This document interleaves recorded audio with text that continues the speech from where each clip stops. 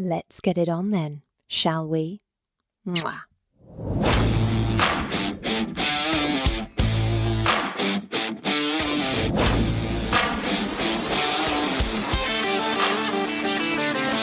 Welcome to Sex on the Peach, your weekly hump day dose of everyone's favourite untalked about topic, sex.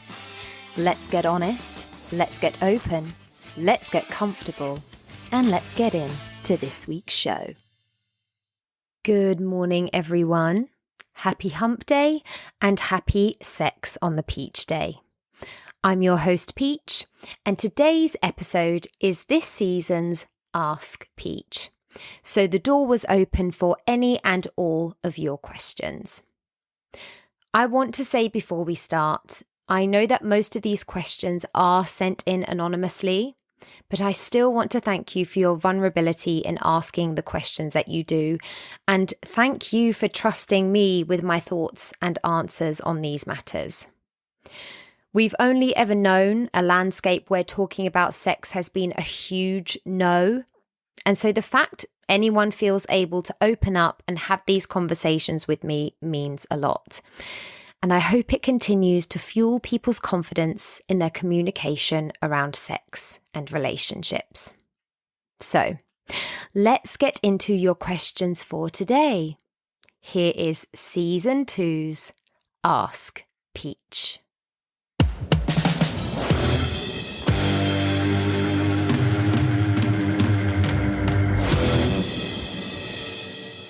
Question number 1. I'm so conscious that I'm not doing foreplay correctly. I feel there's a way to do it and it's so much pressure. Okay, for a start, just know that it is completely normal to feel pressure about performing foreplay correctly, especially if you are relatively new to it or if you just feel a bit inexperienced. So even though I don't want you to feel like this, just know that you aren't alone in doing so. I promise you. Now, what I need you and everyone to know, and I truly mean this, is there is no right way to do foreplay. There's no right or correct way to do anything in the sexual space, as long as whatever you are engaging in is consensual. But beyond that, it's all about exploring what feels good for you and your sexual partner or partners. The beautiful and wonderful thing about our bodies, which, yes, I guess could also be confusing at times when you're constantly working out what each body likes, is that every single one is different. And what works for one person may not work for another, which is why there literally can't be one right or wrong way to do anything. In the same way I like being choked during sex, one of my best friends couldn't think of anything worse. And if choking was considered right or wrong and everyone just went with that point of view, someone would be missing out or having a less than desirable experience because of it. Some people might like to sit on their partner's face during oral sex. Others, again, might not be able to think of anything worse. So every person you have a sexual experience with, your foreplay is going to be completely different. I kind of joke that when you think about it, everything is kind of foreplay because it's all about that anticipation. We get into these sorts of problems of thinking there's right and wrong ways to do anything in the bedroom or whatever room is of your choosing, because of the language surrounding it most of the time. Good in bed, bad in bed, blah, blah, blah, blah. The only ways I think people can become more equipped as lovers is to learn how to communicate better and learn how to tune into their partners better, which means listening and paying close attention to their body during any kind of sexual activity. And to start treating sex as a collaboration, not a performance. So let's talk about some ways in which you can start to build your confidence in the foreplay area. Talk to your sexual partner or partners about what they like and what they don't like. I know people still seem to think that's boring, but you're moving mad. Having someone ask what you like is fucking sexy in my opinion, because it shows they are actively invested in your pleasure and wanting to do what feels good for you. Especially when they ask for guidance and feedback along the way. Harder, softer, faster, slower. These things make a huge difference. And that way, you can also let them know what you are comfortable with. I've been open on previous episodes about the fact the first time I hooked up with a fellow vulva owner, I felt like I did not have a clue what I was doing, even though I had thought I would be completely confident. But all I knew was what I liked. And therefore, what if they didn't like that? Panic Station 101. And it was purely communication that got me through that. Also, take it slow. And don't forget about non-sexual touch. Touching or caressing your partner can be a very powerful form of foreplay. Focus on creating a connection and building that intimacy and anticipation. Allow yourself time for a steamy makeout session. In my opinion, kissing gets way too glossed over. Kiss with passion. Allow it to have its moment. It's not constantly about getting to the next thing, the next thing, the next thing. Just allow yourself to be present in each moment along the way and enjoy how your body feels. Foreplay doesn't always have to be a complicated or fancy event, so just go with what feels good for both of you.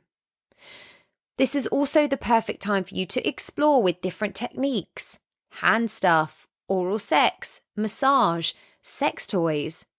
Not everything is going to work or feel great, and that's okay. You won't like every type of food you ever try, and you probably won't like every single thing in the sexual space either. And neither will your partner. And therefore, if they voice that, it's important to not take it personally, as it's just about your sexual partner's body and experience. And if something doesn't work for them, that's all it means, not that you've done something wrong. But yes, experiment, explore, try different things, and find out what works for you and what works for your partners. Lastly, easier said than done, I know, but try to just relax and have fun. Sex is playtime. It should be enjoyable. And if you're stressed about performing in one way or another, that will only get in the way of your pleasure and your sexual partner's pleasure also. So don't get caught up in doing it right. Let yourself go a bit and instead just focus on having fun and exploring each other's bodies.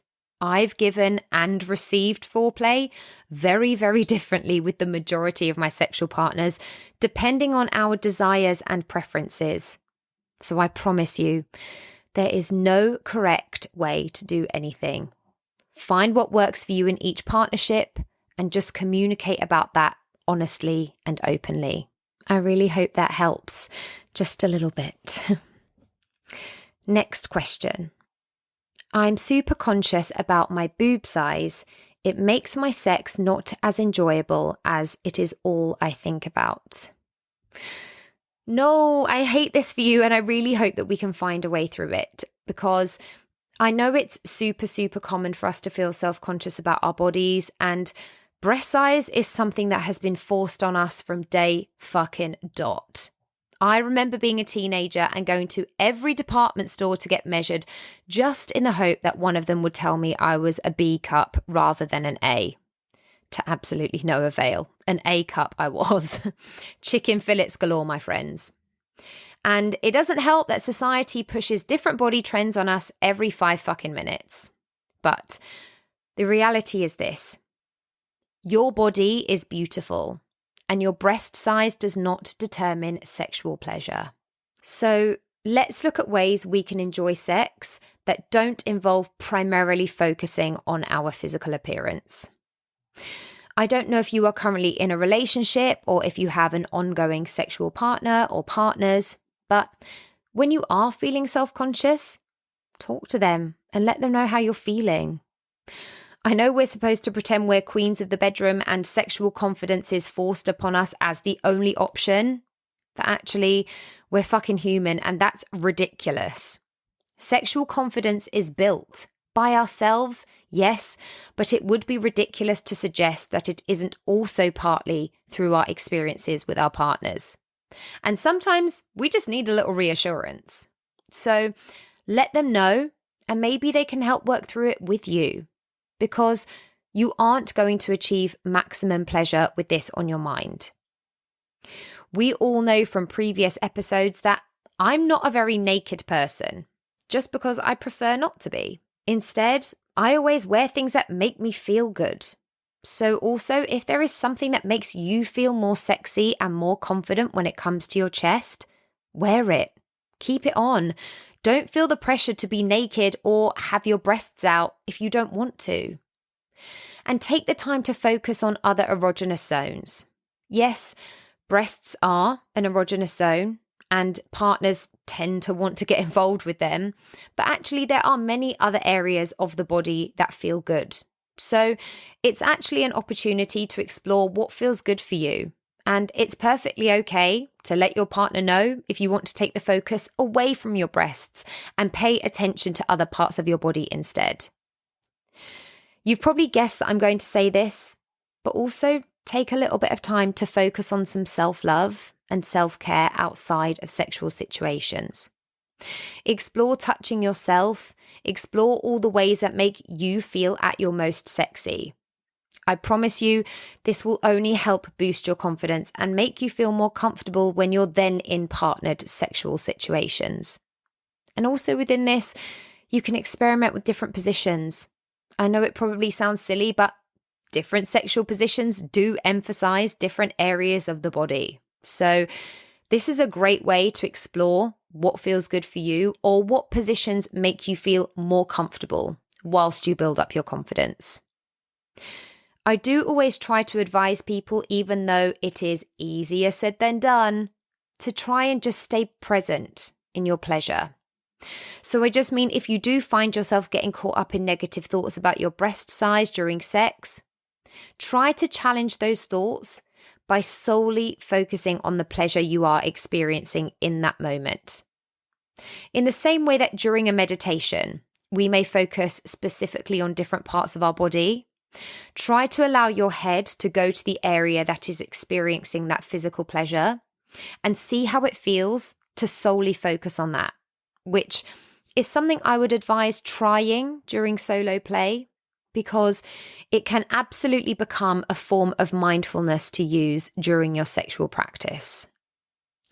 Please do be kind to yourself and remember that every body is different, which is what makes every body magical. There's no right or wrong breast size. The only thing that is important here is finding ways to enjoy sex and to feel comfortable and confident in your own body. I really hope that helps, and I want you to know your body and your breasts are beautiful. How do I reintroduce sex and intimacy into a relationship after a long dry spell? Nervous and scared almost. Well, for a start, it is completely natural to feel both nervous and scared. Please know that and don't feel alone. It's also natural for relationships to have ebbs and flows in their sex lives, especially if the communication hasn't been there along the way, which for most people, it never is, simply because we're not taught that we can and should be doing that. I'm not sure how long this dry spell has been, but really, that also depends on each individual couple. For some people, a dry spell can feel like a couple of weeks. For others, it can look more like a couple of years. It's completely dependent on anyone's dynamic. And however long it has been, introducing sex and intimacy into a relationship after that dry spell can absolutely feel challenging and unnerving. But I promise you, it's never too late, and there's no better time to start than today. We are also sold the idea that when the sex in the relationship has gone, you don't really get it back, even if the relationship continues. And I have to say, that's crap. With willingness to work on it from both sides, you can develop an even stronger sexual connection than you had in the first place. But the first step is going to feel the scariest. And that's going to be talking about it. And I get it. The thought of actually having these conversations can make us literally feel sick to our stomachs. So prepare for that conversation however feels best for you. Some people prefer to just start talking and see where they go, and others prefer to make literal notes that they can refer to so that they can make sure they've covered everything they feel they need to say from their side. Talking about sex is sensitive because we are vulnerable and it makes us feel exposed. But it's important. And also, it's something that you are in together. So start to think about how and when you might like to have that chat. And when the time and environment is right, allow yourself to have a very open and honest conversation with your partner about your desires and about your concerns. It is absolutely essential to discuss what led to the dry spell, because you may both be feeling exactly the same, but just not communicating it to each other. Is the dry spell due to a lack of time, and therefore it's a practical situation? Or is it something more emotionally based? Once you've both aired what has got you to that point in the beginning, you will find it easier to figure out what the both of you can and need to do to move forward. So if it is based on things like lack of time and practicalities, you could maybe look at scheduling sexual or intimate time together in order to reconnect. Or if it's something that's more emotionally based, it will open the floor for you to say your piece on it, which may feel unsettling, but it will help you understand each other's needs and expectations and find ways to work together. Once you've had that initial conversation, you will want to set some realistic expectations. Rebuilding intimacy takes time. It takes some effort and it takes some patience. And so it's not something that you should expect to just change overnight or feel disappointed if it doesn't. Our relationships move through different dynamics, and in the same way it probably took a little while for the dry spell to develop, it will most likely take a little while to come back from it. And please remember, that's absolutely okay. I mean, you may have the conversation and air your feelings and immediately start fucking like rabbits again. Who knows? But if that doesn't happen, do not worry. Just start to set some realistic goals together and allow yourselves to be open to exploring different ways to reconnect physically and emotionally. And you can do this by starting at first to focus on non-sexual intimacy. Rebuilding intimacy doesn't necessarily mean jumping into bed right away. And you may just need some time for anticipation and build-up. A really good way to do that is to start by connecting on that non-sexual level again. Look at scheduling some real quality time together. Put your phones away, hold hands, cuddle, engage in activities that bring you closer. Just re-establish that connection again, because we can be so guilty of letting that side of things slip.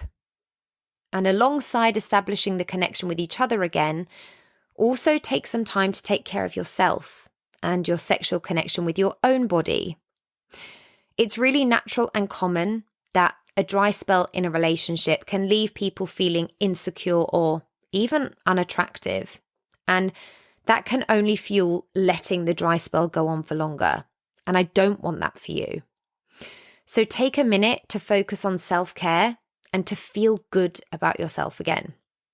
Start to explore yourself sexually so that you can reignite that sexual confidence within yourself, which will only help you feel more confident with your partner. As well, if you feel like you're exploring yourself and feeling more confident within it, you may find that the reintroduction of sex and intimacy in your relationship is a great opportunity to try new things with each other and a new space to explore and experiment, whether that be different techniques or positions, toys, new places to touch each other. Allow yourself to feel like you're working with a clean and refreshed slate, and be open to exploring each other's bodies and discovering what works for both of you, because our sexual tastes change as we go through life, and you may find that things physically feel a little different after some time off. And actually, It's a chance to rediscover each other sexually. Most importantly, be kind, be understanding, and be respectful of each other's needs and boundaries, because rebuilding anything takes time and patience. So be ready to be there for each other, because this is a team problem, not one partner against the other. And also, these kinds of situations are exactly why sex and relationship therapists exist, and one of the reasons I'm training to be one. So if you find it too hard to find your way through conversation between the two of you about this, please don't be afraid to seek professional help from a couples therapist if you need it. There is no shame in admitting your sex life just needs a little guidance to getting back on track, even though we may have been taught otherwise. It's brave to prioritize yourselves and your sexual relationship. I've personally had sex therapy for different reasons throughout my life, and it has been life-changing. I always recommend the Tavistock Centre to anyone who feels they may need a sex and relationship therapist, because they are the best therapists I have personally worked with. So if you feel like the situation calls for it, please don't be afraid to reach out. I'm sending you all the best, and I really hope that something in here has helped. You've mentioned having toxic relationships in the past. I don't want to pry too much, but how did you find the strength to leave that situation? When was enough enough? Okay, before I start this one, I want to give a trigger warning of violence and suicidal threats to the answer of this question. So please do skip through this one if you would prefer. So my best friends would probably all collectively agree that one of the things I am absolutely worst at is leaving a relationship. In general, I would much rather be broken up with than break up with someone, which I know is stupid and I know is something that needs to be addressed within myself, but it deserves mentioning that I find it very hard to leave any relationship. And so I definitely wouldn't define myself as strong in those situations. But getting into the toxic relationships specifically. My most abusive relationship was incredibly difficult to leave, because on the occasions that I tried to, that partner would often threaten suicide, whether that was holding razor blades to their wrists, threatening to drive their car into a tree, off a bridge, threatening to overdose on alcohol or drugs. So they would often guilt trip me into staying with them, even though I tried to express to them that it isn't a healthy basis for a relationship. In fact, it couldn't be more unhealthy than to essentially force someone to stay with you against their will. But we are talking about a person who was both a sociopath and also had narcissistic personality disorder. So they didn't care about what I wanted, only that they got what they wanted. In the end, during an argument one day, they actually ended things with me, which they asked to take back a few hours later, but I refused and said the decision had been made and that I wasn't willing to take them back. Enough was honestly enough. Anything up to a year before that was able to happen. And even after the breakup happened, I still had to look at restraining orders because they still tried to aggressively pursue the relationship reconciling. So it was an extremely volatile and trying time, and I certainly didn't feel strong. I actually felt completely helpless most of the time, and also very alone, because this was a partner who had managed to convince a lot of my family and friends that they were decent. So I felt quite separated from everyone. A lot of people have no idea what it's truly like to try and get out of an abusive relationship. And I have been plagued by questions my whole life, like, why didn't you just leave? With absolutely no understanding of what it actually takes to escape someone who has such a terrifying hold over you. even if you are aware that their behavior is dangerous. I desperately don't want that for anyone, even though I know it is something that sadly will continue to happen. Leaving a toxic relationship can be really fucking difficult because of all the emotional labor and time you've spent trying to make that relationship work. It makes us feel like failures, which is awful, or that by leaving, we are giving up on something we've invested in. But I cannot emphasize to you enough how important it is to prioritize your own well-being and safety. Once you have acknowledged and identified the behaviors and patterns that are causing harm in your relationship, whether that's something like emotional, physical, or verbal abuse, controlling behavior, or manipulation, please do start to build a support system. Reach out to friends, family, consider reaching out to a therapist or a counsellor for additional support and guidance as you make your way through the process, because it can feel so fucking scary and daunting when someone has abusive tendencies. And honestly, start to develop a plan for leaving the relationship. As much as I would always advocate the majority of conversations to occur face-to-face when it comes to relationships, if you feel this may be unsafe, then you may need to look at having this breakup via phone or even text if you feel it's necessary. Honestly, whatever is going to be the safest for you. Obviously, I don't know the ins and outs of your exact situation, but having a plan could also mean finding a safe place to stay after the fact. Sometimes having plans even means creating a financial plan if you have joint finances, which sounds cold, but unfortunately, this shit becomes necessary and it is a very real part of relationships ending. And make sure to let your support system in and let them help you during the process. I cannot tell you how much my heart genuinely aches for you, because leaving a toxic or abusive relationship takes time and effort, because unfortunately, there is often fear and trepidation involved. So please seek as much help and support along the way as you need, and keep your own safety at the forefront. I'm so sorry to hear that you are going through this, and I really hope that you can find a way to end the relationship in as peaceful a way as possible, which is rarely the way, but I aggressively hope this for you. And please do reach out if there is anything else I can help you with. I've always identified as straight, but as a 30-year-old woman, I have started to doubt this. Any tips, ideas, suggestions for exploring and figuring this out? Absolutely. For a start, please, as always, know you are not alone. So many people find that their sexuality changes course and are feeling alone and confused within that. But this is so common. So you are in good company, my love. My own sexuality has been and continues to be its own fluid little journey. And when you start to realize that everything you knew about yourself may in fact not be as you thought, it can be a super confusing, albeit kind of exciting time.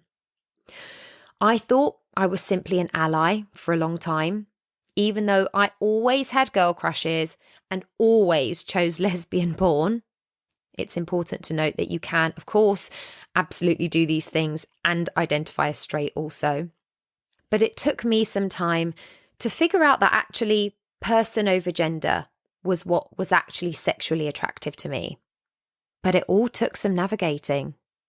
First of all, it's important to remember that there's no right or wrong way to do figuring this shit out.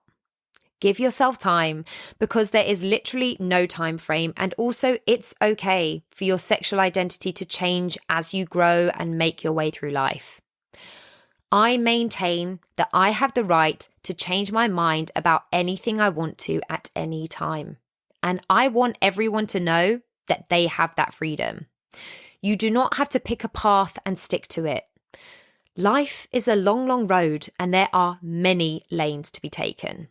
So it's okay to take your time and explore your feelings and desires, and certainly don't feel pressured to have everything figured out right away. Start to explore educational resources in the queer spectrum and see how they make you feel. Read queer books, watch queer movies or documentaries, and listen to podcasts that explore different sexualities and experiences and don't just focus on heteronormative stories. Take stock in how exploring those affects you, as it may make things a bit clearer for you, or at least help you understand your feelings a bit more. If you do have people you can trust, also consider talking to a trusted friend, family member, or even a sex therapist if you feel like it might be necessary. There is absolutely no shame in feeling unsure and needing to work through your doubts and concerns with someone. At the very least, it can be super helpful to have a supportive person to talk to and get feedback from. Beyond this, I would also consider attending events or joining communities that are focused on exploring sexuality, such as pride events, queer groups, or queer online forums. The app Field is also a fantastic place to meet other people who are open-minded and looking to experiment. All of these things can just help you connect with people who may have similar experiences, and that in turn will help you figure things out as you go. But most importantly, please always remember that your sexuality is personal and your own ongoing journey is no one else's business. And only you can decide how you want to identify. So give yourself time, give yourself that permission to explore, and don't feel pressured to label yourself right away, or even ever, if you don't want to. Do you think being openly polyamorous deters people from wanting to get to know you or date you? As much as I would one day love the answer to this question to be a resounding no, where we still currently stand in society and in the dating world, yes, I absolutely do think it can deter people because there are still so many misunderstandings about non-monogamous and polyamorous relationships. Obviously, people are entitled to their personal beliefs, and therefore, if a non-monogamous relationship is simply not for them, as long as they express that without judgment of an alternative lifestyle to theirs, I believe people are within their right to not want to go on a dating path with someone who does want a non-monogamous relationship, because that's something that will inevitably cause issues further along the line. However, this obviously doesn't mean that everyone will feel this way, because there are so many people who are open to or interested in non-monogamous relationships. And more people are beginning to realize that they have options and fluidity outside of those traditional relationship structures. And so by being openly polyamorous, it can and will actually help you find people who are more compatible with your lifestyle and relationship preferences. By being upfront about your needs and desires, which is obviously what I always want for people, you can then avoid those potential conflicts or misunderstandings down the line. If being polyamorous is a part of who you are, and obviously I get it completely because as everyone knows if they have listened previously, I have fluidity when it comes to monogamy and can go a multitude of different ways. But it's so important to find people who accept and respect you for who you are and who also share your values and priorities when it comes to relationships and dating. For anyone listening who maybe hasn't listened before, I do always like to clarify terms. So for anyone who doesn't know, polyamory is a relationship style that involves having multiple romantic or sexual relationships with the consent of all parties involved. Polyamory is definitely becoming more widely known and accepted, but it can still be stigmatized by some people who hold more traditional views on relationships. In my previous episode in season 1, Is Monogamy Not For Me?, I spoke a lot about all of the different relationship structures that are available to us to explore, should that be something we want to do. Basically, just letting you know that you have options and what those options are. I personally don't feel there is a label for me that fits how I feel about monogamy because I'm sort of open to seeing what happens with each partner I cross that bridge with. And I'm also open to my relationships changing along the way, should that feel like something we want to do. And even expressing that has people coming for me, like I've just said, I want to kill their family. So yes, I would say some people would not want to date me based on that, because they absolutely view that difference in attitude as immoral or abnormal. And as much as I could explain all of this away until I am as blue as a Smurf in the face, some people don't want to hear it.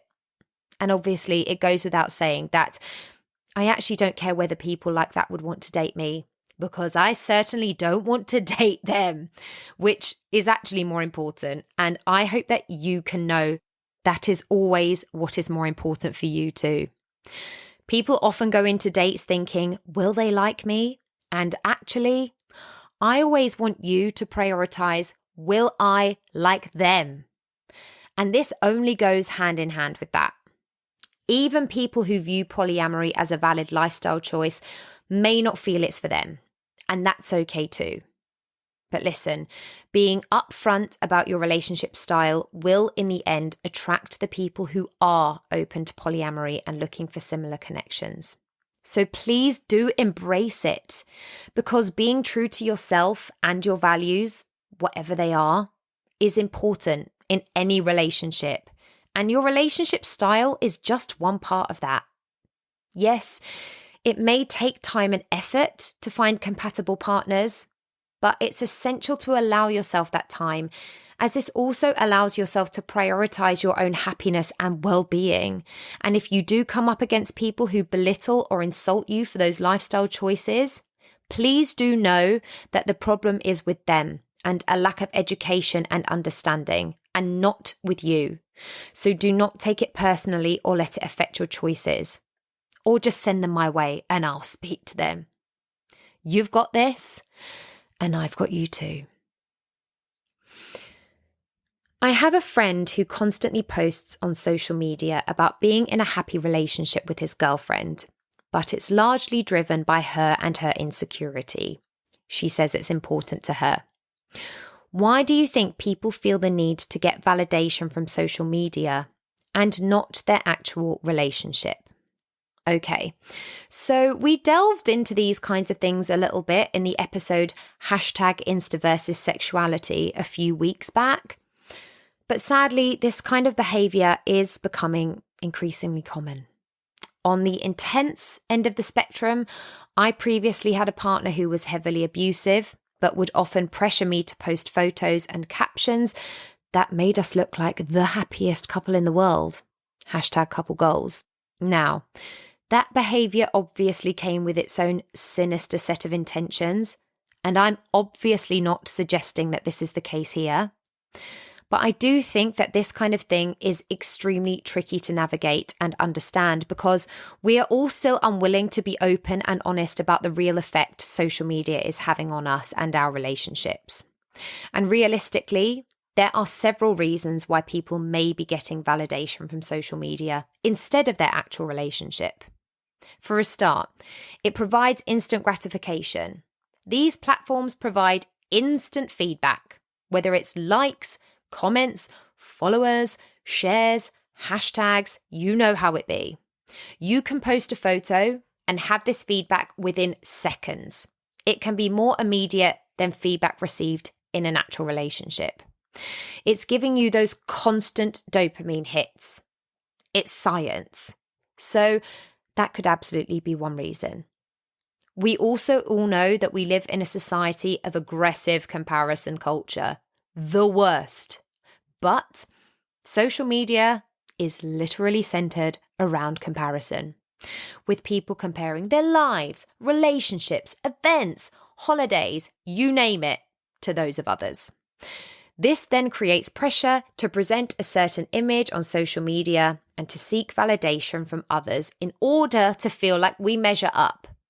If one couple looks like couple goals, seriously, what does that even mean?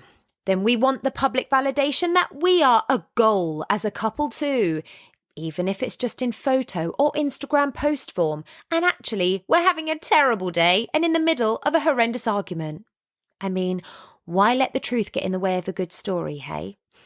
And my absolute least favourite, this can be happening because it's a product of disconnection in the relationship. It's becoming more and more frequent that when this happens, people turn to social media to fill the gap. Obviously, I hate this because it can just create a downward spiral where people seek validation online instead of working on improving their actual relationship. Hell, we don't want it. Speak to your partner. Be honest about why you need the validation.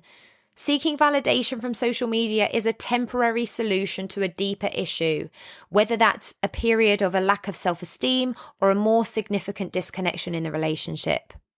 I obviously don't know how open your channel of communication is with the friend who is dealing with this, but are they comfortable posting for their partner? I guess if they're happy to, and it isn't causing conflict in their relationship, then it isn't so much of an issue. But if it's something they'd rather not be doing, and they are just doing it for the sake of an easy life or to avoid arguments, I would maybe, if the conversation comes up, just lightly suggest that your friend has a chat with his girlfriend, just to ask the question, why? It's important to be aware of why we are seeking validation and to be honest about it. Maybe we just need a bit more attention from our partners or even a different love language explored. But with these conversations and with that honesty, we can start to work on building stronger senses of connection within our actual relationships. And therefore, the outside validation won't be as necessary or desired. Vagina owner. Uncomfortable experimenting with self-pleasure and self-touching. How do I introduce penetrative self-pleasure? Okay, so I know it probably seems very easy for me to come on here and bang on about masturbation all the time as if it's no big deal, but I truly do always want to hold space for everyone who doesn't find this a necessarily pleasurable or comfortable sexual practice. So if you are feeling uncomfortable with self-pleasure or self-touching, it's really important to take things at your own pace and be patient with yourself until you find what feels comfortable for you. Our sexual conversations with ourselves are just as important as our sexual conversations with our partners. So before getting into the sexual side of things, I would say take a little bit of time to get to know your body in a really simple way. We've all been told the parts of our body that are supposedly the erogenous zones, and those can be the case for a lot of people. But every single body is different, and we will all find that different parts of our body actually feel good. For instance, my collarbone and my hip bones are super sensitive parts of my body, whereas some of the more stereotypical erogenous zones do very little for me. So before you start attempting penetrative self-pleasure, take some time to explore the rest of your body and become familiar with what feels good, which might then make you feel more comfortable with touching your vulva and vagina because you will feel stimulated by other parts of your body, especially if you experiment with different types of touch. There's also absolutely no rush to get comfortable with these things, so take as much time as you need. You may decide to give it a go and think, nope, not for me today, and that's completely fine. Come back to it another time, day, week, whatever feels best for you. It's your body, so you have the autonomy to do with it as you wish. If you are completely new to penetrative self-pleasure, do start small, whether that be a single finger or a very small sex toy. And also, make sure that you are using lubrication. This is going to make all the difference and will help make penetrative self-pleasure way more comfortable and enjoyable. Make sure to choose a lube that is compatible with your body and any sex toys you may be using. Both of my last two previous episodes are quite extensive guides on both sex toys and lube, so there may be some helpful information in both of those for this particular situation. But I would suggest a very small beginner's vibrator and a water-based lube, and to take it slow. This way, if it feels good, you can gradually work your way up to larger toys or multiple fingers as you become more comfortable with that. We all know I'm very honest about the fact I am lazy AF in terms of mixing it up with my masturbatory adventures and tend to go same toy, same position twice a day until I get completely bored and move on to something else. But I'm always giving it pillow princess to my sex toys and always lying on my back. However, I will always recommend to anyone that they should experiment with different positions to find one that feels comfortable and allows for easy access to your genitals, because there may be a position that feels better for you than that. And also remember, no one's watching. You can literally do whatever you want. Whatever feels good for you and gives you pleasure is what we want. And also make sure you focus on relaxation.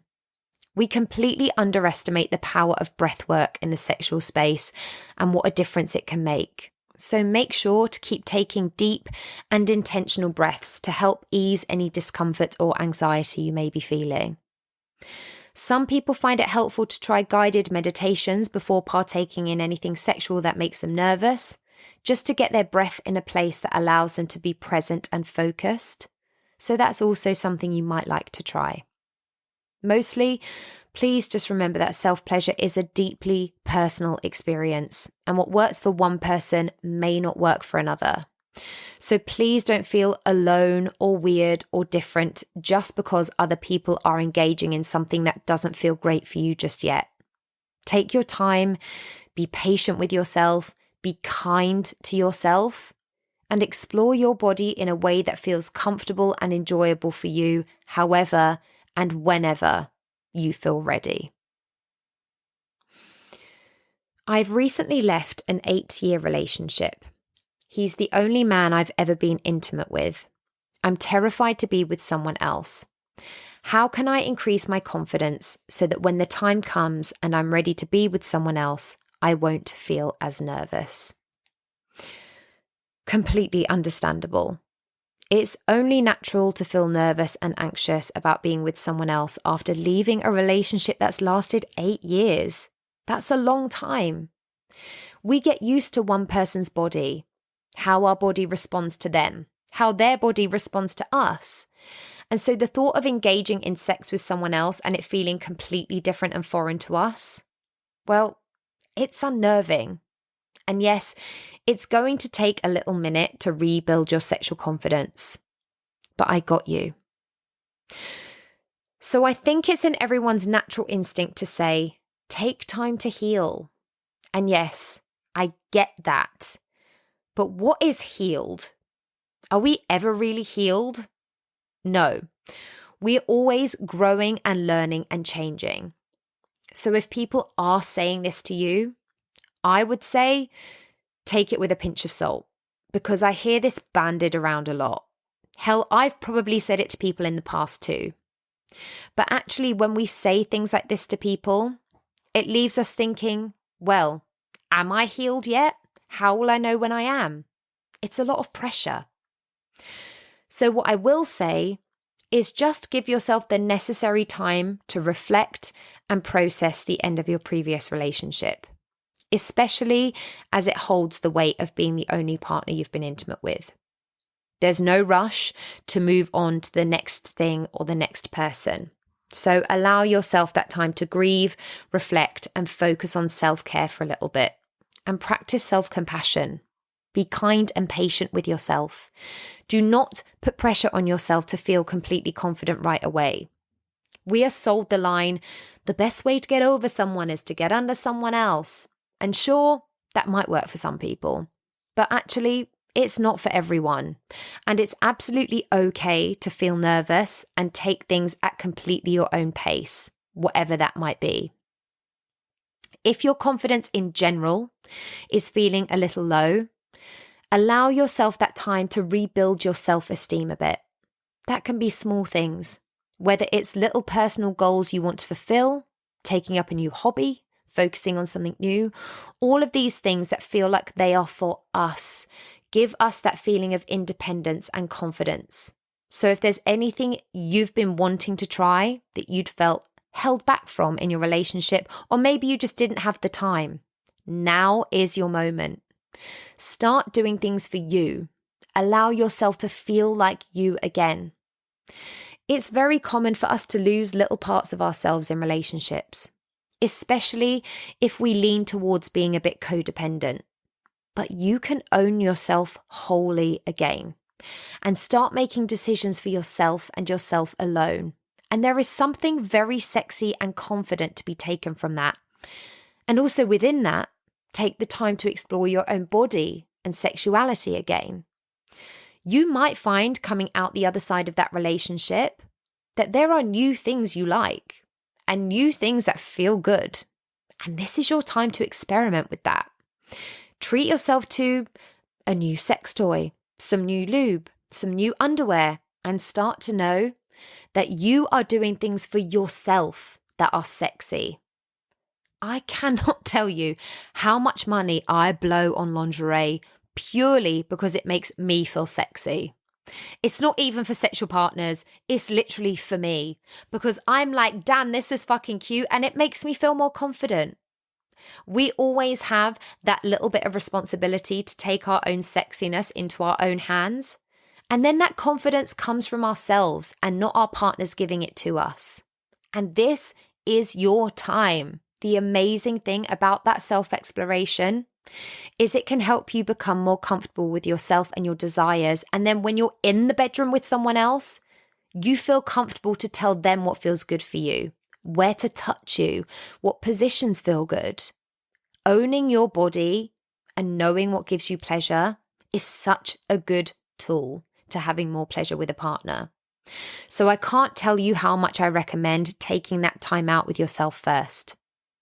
And also, when the time comes, communicate with your sexual partner. When you do start dating again, or even just having sex with people again, it's completely okay to communicate honestly and openly with those sexual partners about any fears or concerns. Again, I know we're taught not to talk about this shit, but fuck it. You're about to be vulnerable with someone, and a supportive and understanding sexual partner might make all the difference in that confidence. If someone has an issue with the fact you might feel a little nervous or hesitant, then trust me, that's not someone you want to be having sex with because gross. So just be patient with yourself and take things at your own pace. Confidence is something that takes time to build, but it is possible. And you may find that you come out the other side of this feeling more sexually confident than you ever did in your relationship. I promise you, you have the power to own your sexiness. And if I could instill that in every person out there, I would, because you deserve it for yourself. Get something on that makes you feel sexy and tell yourself you're a fucking goddess, because I tell you, you are. Okay, last question for today. I've experienced vaginismus on and off. I slept with one of my best friends and halfway through felt my body tense up, so we stopped. We've come to the realization that we do have feelings for each other and are going to explore this. Any tips on breaking down the barrier in the bedroom slowly? So listen, I feel like my bestie, Katie Faye Morehouse, gets a lot of airtime on this series of Sex on the Beach because she's been brought up in the last few episodes. But for anything vaginismus related, I cannot recommend listening to her episode more, which is episode 4 in season 1 and entitled Vagina, because it's all about this exact topic. For anyone listening who isn't familiar with vaginismus, this is a condition that can cause involuntary contractions of the pelvic floor muscles, making penetration difficult, painful, or even impossible. And as Katie spoke about, it can be extremely frustrating and uncomfortable. But the good news is it is possible to work through it. I know that she ended up solving hers through hypnotherapy after a long battle with little to no help from multiple GPs through the NHS. But if you haven't already, please do consider seeking some professional help with your vaginismus, even if it's just a healthcare provider or sex therapist who can provide some additional support and guidance. On the episode, we discussed the fact way more women have vaginismus than is accounted for, because so many don't go to the doctor about it out of embarrassment or shame. So please do this if you can. I'm also glad that the person you are currently sexually involved with was understanding in terms of stopping when it felt painful or uncomfortable. We need more of those people. And I'm hoping that because you're best friends and have already experienced this together and they know the situation, that you are able to communicate about your vaginismus with them.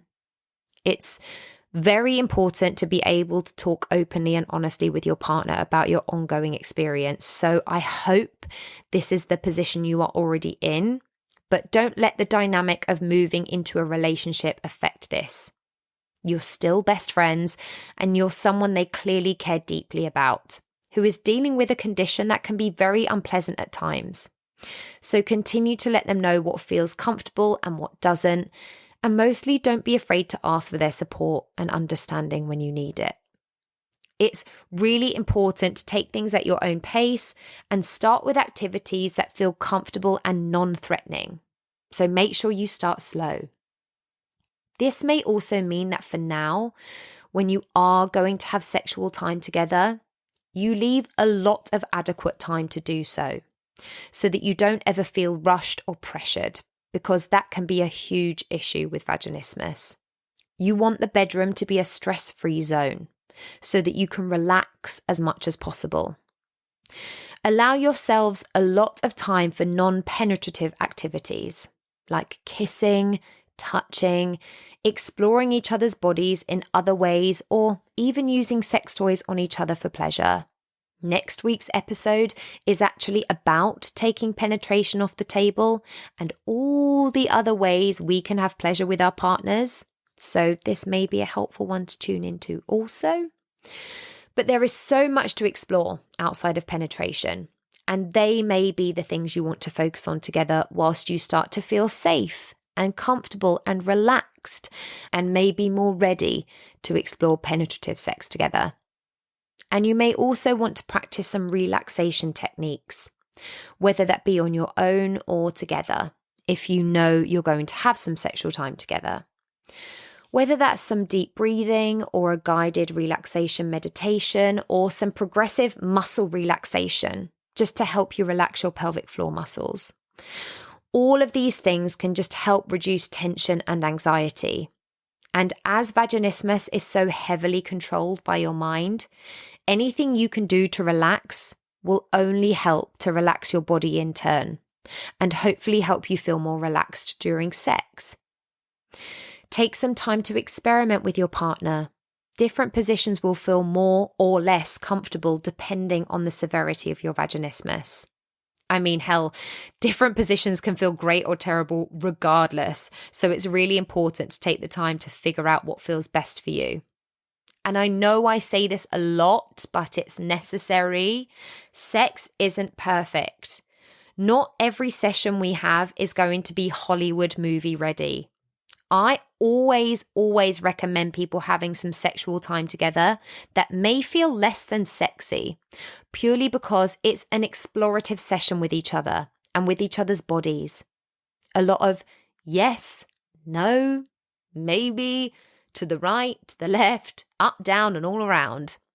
Does it feel more like a scientific experiment than a sexy little time? Maybe. Is it absolutely worth it in the long run? Hell yes. I'm honestly really happy that you and your best friend are going on this journey together. And even with the best of relationships, breaking down any kind of barrier in the bedroom is just going to take some time and some patience. So please do continue to communicate openly and honestly throughout your process and focus on your comfort and pleasure as you go. I will also add the link to some silicone dilators that Katie used to help feel more comfortable with penetrative sex into the show notes. And please do feel free to contact me or her, because she's the one with the real vaginismus tea, if you have any further questions. But I'm sending you and your new partner the best of luck. And please know, if Katie's story is anything to go by, there is a lot of light at the end of that tunnel.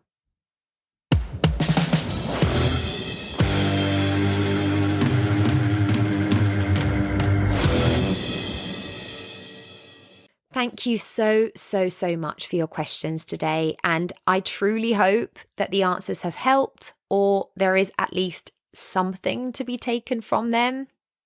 My door is always open, and I will always try my best to guide wherever I can. I appreciate you all for tuning in and allowing me into your own sexual journeys and experiences, whatever they may be. Now, we all know that our main source of education was heterosexual penetrative sex. But what about all of the other ways we can get pleasure from our sexual experiences?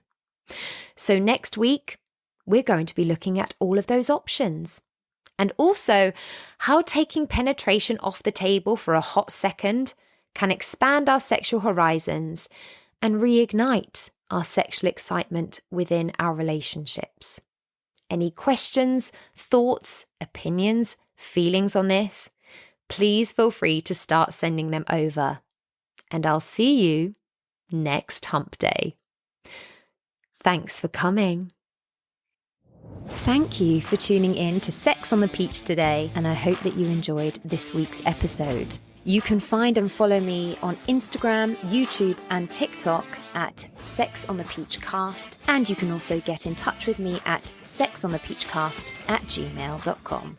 Please do continue to like, share, subscribe, rate, and review wherever you listen to your podcasts, and I'll see you next week. Love.